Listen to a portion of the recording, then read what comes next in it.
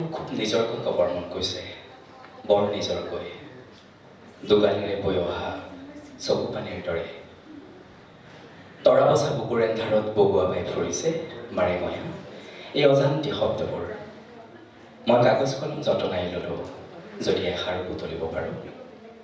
মানুহৰ বুকুত ইমান ঢৌ, ইমান সৰ্বজনীন মানুহৰ বুকু শস্যবান মাটিলৈ চাই মই মূৰ ধোৱাই ল'লোঁ। সেয়া আমাৰ চেনেহৰ হিৰোতাৰ সোণসেৰীয়া কাব্যিক কথা। আপোনালোক সকলোৰে ওচৰত মই মূৰ ডুবাইছোঁ, মোৰ শ্ৰদ্ধাৰ প্ৰণাম গ্ৰহণ কৰিব। ইমান ব্যস্ততাৰ মাজত আপোনালোকে যে আহি এই অনুষ্ঠানটোত সহযোগ কৰিছে তাৰ বাবে মই আপোনালোকৰ ওচৰত চিৰকৃতজ্ঞ। গতিকে আপোনালোকক বহুত বহুত ধন্যবাদ জ্ঞাপন কৰিছোঁ।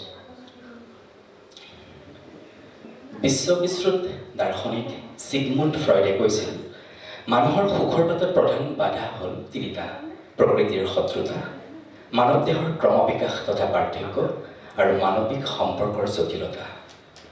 জীৱনৰ নিষ্ঠুৰতাৰ পৰা হাত সাৰিবলৈ মানুহে নানাবিধ আত্মপ্ৰতাৰণাৰ আশ্ৰয় লয়। কোনোৱে আশ্ৰয় লয় ৰহস্যবাদত, কোনোৱে শিল্পকলাত আৰু কোনোৱে ধৰ্মত। বেছিভাগ মানুহে কিবা নহয় কিবা এবিধ আত্মপ্ৰতাৰণাৰ আশ্ৰয় নোলোৱাকৈ জীৱনটোৰ মুখামুখি হ'ব নোৱাৰে। মানুহৰ জীৱনটো এক ক্ষমাহীন নিৰ্মম সংগ্ৰামৰ বাহিৰে আন একো নহয়। আৰু এই সংগ্ৰামত মানুহক সহায় কৰিবলৈ কোনো অতি প্ৰাকৃতিক বা ঐশ্বৰিক শক্তি নাই। মানুহ সম্পূৰ্ণ অকলশৰীয়া। তেওঁৰ একমাত্ৰ সাৰথি হ'ল তেওঁৰ সাহস। এই যে জীৱনটো আমি যন্ত্ৰণাময় বুলি জানো, তাৰপিছতো আমি জীৱনটোক হাঁহি হাঁহি গ্ৰহণ কৰিবলৈ আমি সকলোৱে এই গোটেই নিজৰ জীৱনৰ এই সময়ছোৱাত আমি আচলতে সহ্য কৰিবলগীয়া হয়, অভিনয় কৰিবলগীয়া হয়। আচলতে জীৱনটোক সহ্য কৰিবলৈ আমি কিবা এটা আত্মপ্ৰতাৰণাৰ আশ্ৰয় ল'বলগীয়া হয়। কোনোৱে সেই আত্মপ্ৰতাৰণাৰ মাধ্যম হিচাপে গীত গায়, কবিতা লিখে, গল্প লিখে, সংগীত কৰে। সকলোৱে নিজক সেই আত্মপ্ৰতাৰণাৰ কিবা এটা আশ্ৰয় লয়। গতিকে মই কেতিয়াবা সোধোঁ যে মোৰ আত্মপ্ৰতাৰণাৰ মাধ্যমটো কি হ'ব পাৰে। গতিকে লাহে লাহে গম পালোঁ যে মই মানুহক হহুৱাই ভাল পাওঁ, মানুহক চিন্তাৰ খোৰাক দি ভাল পাওঁ। কেতিয়াবা অকণমান অভিনয় কৰিবলৈ চেষ্টা কৰোঁ যাতে মানুহে চিন্তাৰ খোৰাক পায়, হাঁহিৰ খোৰাক পায়।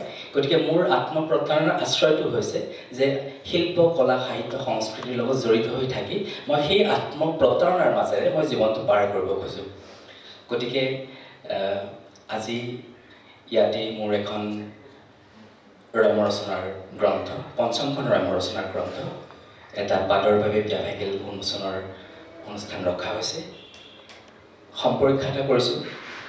আজিৰ পৰা প্ৰায় 2 বছৰ আগতে প্ৰিয় কণ্ঠশিল্পী ৰূপম ভূঞা ডাঙৰীয়াই মোৰ এটি গীত গাইছে, তোমাৰ পৰা এতিয়া মই বহু দূৰত। সেই গীতটোকে সংগীতধৰ্মী চুটি ছবি এখন তৈয়াৰ কৰিব পাৰি নেকি চিন্তা চৰ্চা কৰিছিলোঁ, আৰু সকলোৰে সহযোগত ছবিখন সম্পূৰ্ণ হৈ উঠিল। গতিকে আজিৰ এই অনুষ্ঠানতে এই ছবিখন উন্মোচনৰ কথা ভাবিছোঁ।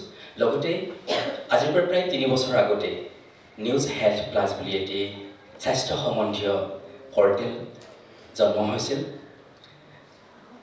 এই সুযোগতে মই জনাবলৈ ভাল পাম যে সেই স্বাস্থ্য সম্বন্ধীয় পৰ্টেল চেনেলটোৰ প্ৰতিষ্ঠাপক সম্পাদক শ্ৰদ্ধাৰ ডাক্তৰ নিতুল বৈশ্য আমাৰ মাজত উপস্থিত আছে। ছাৰ, আপোনাক আমি কৃতজ্ঞতা জনাইছোঁ, ধন্যবাদ জনাইছোঁ। আপুনি আৰম্ভ কৰাৰ বাবে আজিৰ এই নিউজ হেল্থ প্লাছ আজি এই অৱস্থা পাইছেহি। তাৰপিছত আপুনি অনিবাৰ্য কাৰণবশত আপুনি এগৰাকী চিকিৎসক, তাৰ বাবে আপুনি অত্যন্ত ব্যস্ত আছিল। তাৰ বাবে আপুনি অনুৰোধ কৰিলে, এই দায়িত্বভাগ মোলৈ অৰ্পণ কৰিলে। গতিকে আপোনাৰ অনুৰোধ মৰ্মে মই আৰম্ভ কৰিলোঁ আৰু নিচুকাই এই পৰ্টেল চেনেলটো আজি এই অৱস্থা পোৱাইছোঁহি। নিচুকোৱাটো কিমান কষ্টকৰ, এগৰাকী মাতৃ যে সন্তানক নিচুকাই কিমান কষ্টকৰ তেতিয়া অনুভৱ কৰিব পাৰোঁ যে এটা তিলকে ডাঙৰ কৰাটো কিমান কষ্টকৰ কাম। গতিকে সেয়া আমাৰ দ্বাৰা কেতিয়াও সম্ভৱ নহয়, এগৰাকী মাতৃৰ দ্বাৰাহে সেয়া সম্ভৱ। যি কি নহওক, সাম্প্ৰতিক সময়ৰ এগৰাকী প্ৰতিষ্ঠিত ইউৰলজিষ্ট ডাক্তৰ অৰূপ কুমাৰ নাথক এবাৰ মই সুধিছিলোঁ যে ইমান কম বয়সতে যে আপুনি ইমান যশ খ্যাতি লাভ কৰিছে, আপুনি কেতিয়াও বিচলিত নহয়নে? তাৰ প্ৰশ্নৰ উত্তৰত তেওঁ কৈছিল যে মই বিচলিত নহয় এই কাৰণেই যে মই সদায় পৰুৱা হ'ব খোজোঁ, মই কেতিয়াও হাতী হ'ব নোখোজোঁ।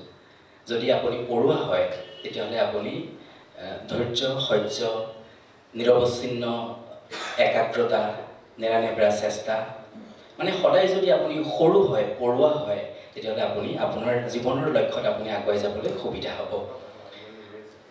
গছডালৰ একেবাৰে ওপৰলৈ যাবলৈ যিখিনি ধৈৰ্যৰ প্ৰয়োজন, এটি সৰু পৰুৱাৰ আছে।